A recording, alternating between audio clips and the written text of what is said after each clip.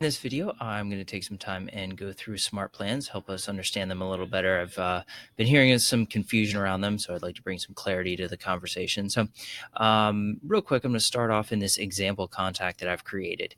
You'll see that I've put in a address, and it has automatically added the neighborhood to this contact. This is very convenient and a cool example of something that our artificial intelligence is doing for us. Now, say I wanted to send this person out the monthly neighborhood nurture. Now, the monthly neighborhood nurture is an email that goes out directing them to their neighborhood snapshot, which we can preview here based on and is based on their neighborhood. So this is what what the website looks like that's going to direct them to. Now, if I wanted to add this example contact to this smart plan, I would click the Smart Plans tab and click Add to Smart Plan, and this drawer is going to slide out from the side.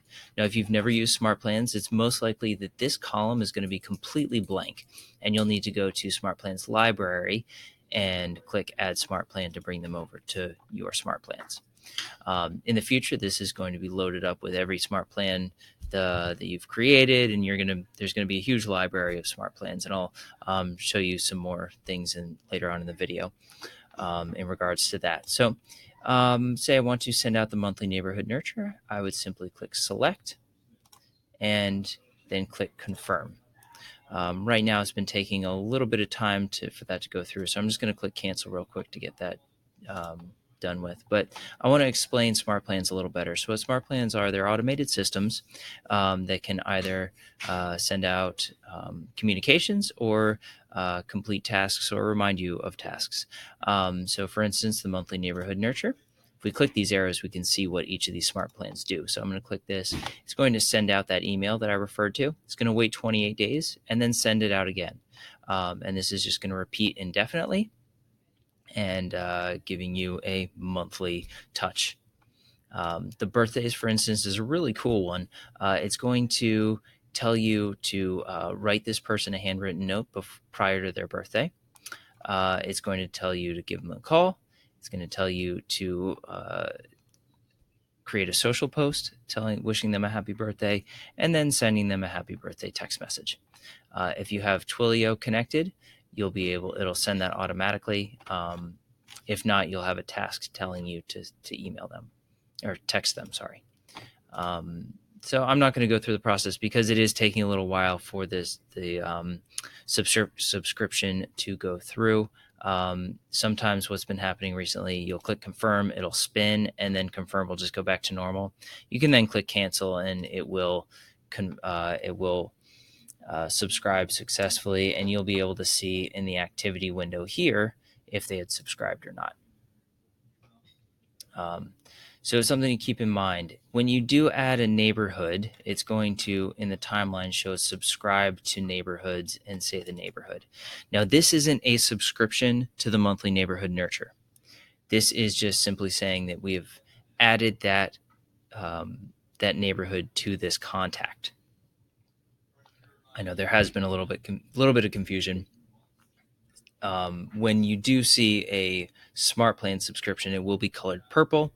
It will say Smart Plans on it. It'll be a lot more obvious. So just don't be alarmed by this. It's not your clients are not getting emails as soon as you put neighborhoods on their contacts. Now, let's go into the Smart Plans applet. So sometimes people get confused between the Smart Plans applet and adding Smart Plans to contacts, and understandably so. Now, this is where we're going to go and manage our Smart Plans. From here, you can add people to a Smart Plan. So it's you're doing the same task, just inverted. So I would say monthly neighborhood nurture, add the contact. I'll search for example, and I can click example contact and add it to the Smart Plan, confirm. It's exactly the same process, just inverted. Now, here's what I was referring to before is we have all these 3 columns here, 4 columns. These 3 are all going to be blank, these tabs, sorry. Right now, we only have Smart Plans that are related to contacts. but in the future, we're going to be getting smart plans that are related to referrals, some that are opportunities, some that are listings, and we're going to be able to create our own that we can have associated with these areas.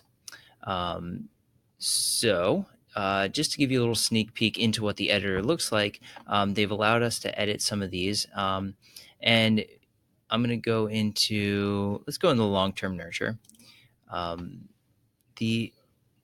They're gradually letting us into the editing process.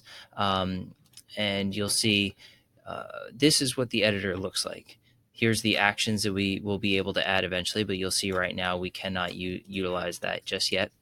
The delay times we can't edit yet, but we can go in here and change the contact. So I had seen someone had said one of the texts that goes out asks a person to get coffee with them. And he said, anyone who knows me knows that I do not drink coffee and I drink tea. So you can then go in here and find the one that says coffee, and I don't believe it's a part of the smart plan, but they can go in there and change it to tea rather than coffee. So then we can go and edit these things here, and eventually we'll be able to edit further and further. Now, here we have a trigger event, and this is pretty cool. We can't see these drop downs yet, but in the future, we're going to have a category, and we'll be able to choose, let's say, opportunities, for instance. You can have the trigger event maybe be a opportunity is entered into a stage, and once it's in that stage, it's going to fire off a series of events.